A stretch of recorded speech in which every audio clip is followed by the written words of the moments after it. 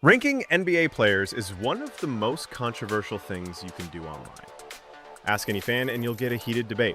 LeBron or Jordan, Kobe or Shaq, Curry or Durant.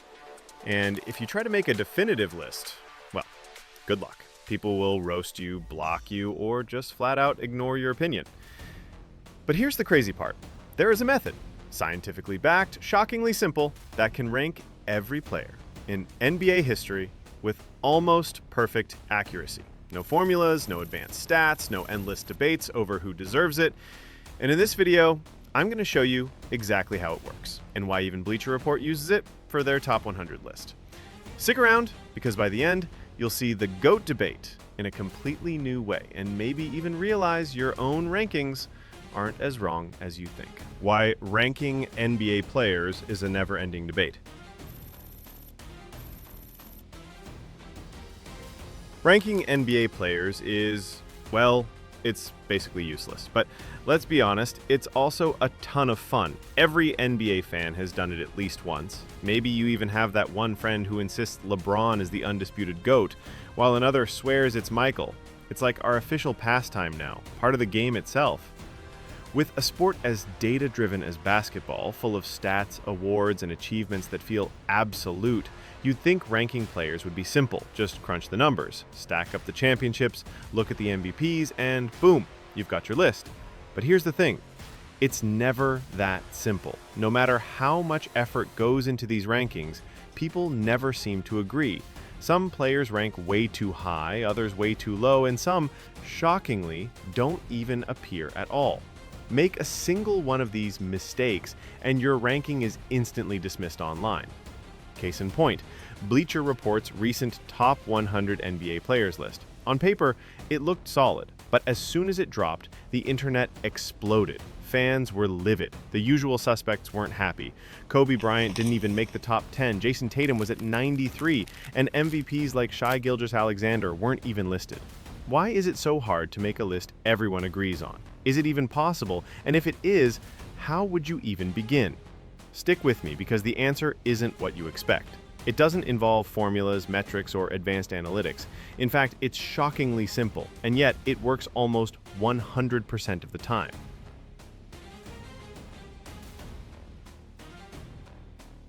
Before we reveal the secret method, let's talk about the formula approach, because it's where most people start. Some analysts try to quantify greatness.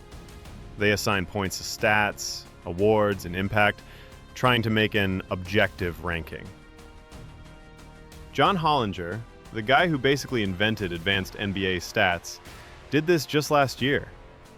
His list? LeBron is the GOAT, Jordan second, Kareem third, Duncan fourth, Malone fifth. But here's where it gets messy. Hollinger's system put heavy weight on things like MVP shares, finals MVPs, win shares, and career box plus minus. And even with all that math, people still hated it. Why? Because numbers don't capture everything. Think about it. How do you weigh a championship? Should we penalize players from the 1980s because the game was different back then? What about peak performance versus longevity? And let's not forget, awards like MVPs or Defensive Player of the Year are voted on by humans who bring their own bias to the table. Even the most scientific formula is still influenced by opinion. You can't escape bias. It sneaks in no matter how many stats you throw at the problem. So, if formulas aren't the answer, maybe pure data can help? The data-driven approach and its flaws. Advanced metrics are amazing. Box, plus, minus, win shares, and player impact estimate can tell you a lot. But put them into a ranking, and suddenly things get weird. Example, Nikola is ranked the best player of all time according to one metric. Luka Doncic, 4th. David Robinson, 6th. Tim Duncan, 19th. Stat-based rankings can be enlightening, but taken alone, they miss context. They can't tell you if a player clutch finished a finals game or led a historic playoff run. Ben Taylor from Thinking Basketball tried a smarter approach in 2017. He wanted to figure out who provided the most lift to their team's championship odds, not who won the most rings. Instead of balancing Kobe's championships against Shaq or caring about all-star appearances, he measured pure impact. The results? Pretty reliable, especially after he updated them in 2022. But, and this is key, this wasn't a ranking of the greatest players ever. It measured effectiveness, not legacy. Karl Malone statistically outperformed Steph Curry over their careers in terms of impact. But would anyone really argue Malone is greater than Steph? Probably not. The takeaway, stats matter, but they can't tell the whole story. Enter the fans.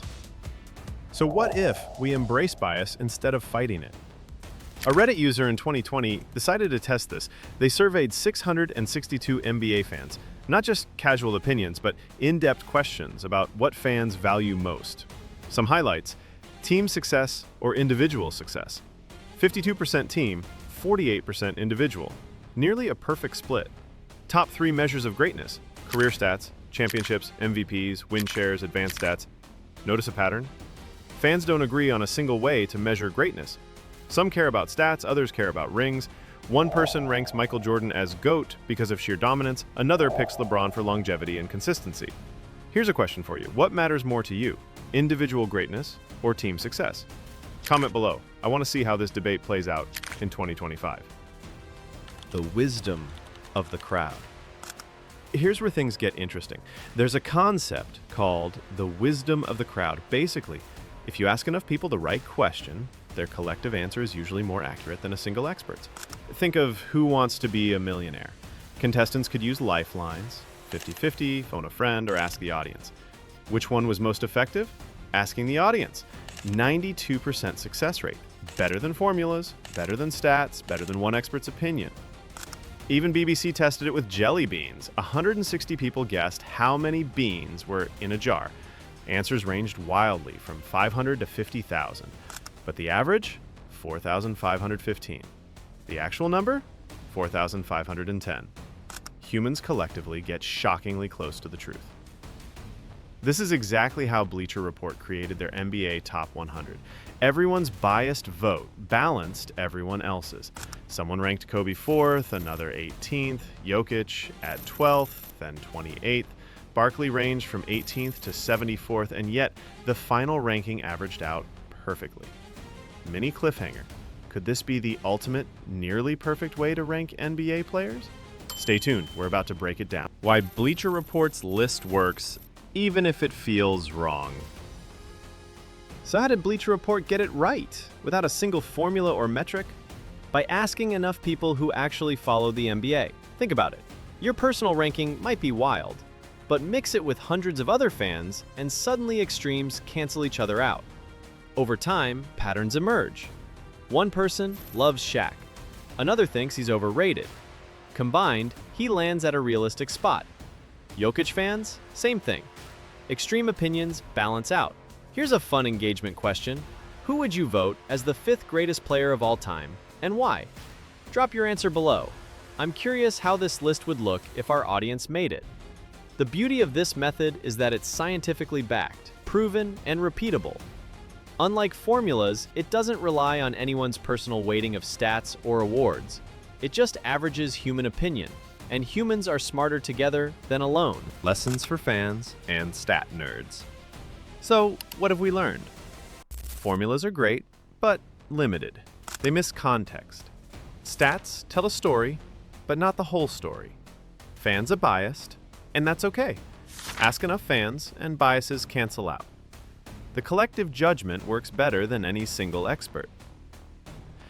Think about this next time you argue with your friends over the GOAT. Maybe the right answer isn't in the box score. Maybe it's in what thousands of fans collectively believe, combined with the data we know. Another question for viewers: if you could design the perfect player ranking system, would you rely on stats, fan votes, or a mix of both? Comment below. I want to see who thinks math wins and who trusts the crowd. Wrapping it up, the GOAT debate continues. Here's the final takeaway. Ranking NBA players perfectly is impossible if you rely only on numbers, awards, or personal opinion. But if you ask enough people, your list is shockingly close to what most would consider correct. That's why Bleacher Report's Top 100 works, even if at first glance it seems controversial. Every extreme opinion is balanced by another, giving us a surprisingly accurate final result. In the end, maybe the GOAT debate isn't about proving someone is definitively the greatest. Maybe it's about the conversation itself, the stories, the debates, the moments that made basketball more than a game. Final engagement question for the audience: who do you think deserves the top 3 spots of all time, and what's your boldest ranking opinion that would get roasted online? Comment now. I guarantee this thread will explode. So the next time someone says, "You can't rank NBA players," just smile. You can, but you have to do it the smartest way possible, through the collective wisdom of the fans themselves. And if you enjoyed this deep dive into the science, stats, and human side of ranking NBA players, don't forget to like, share, and subscribe. Let's keep this conversation alive, because in basketball, just like in life, it's all about the debate.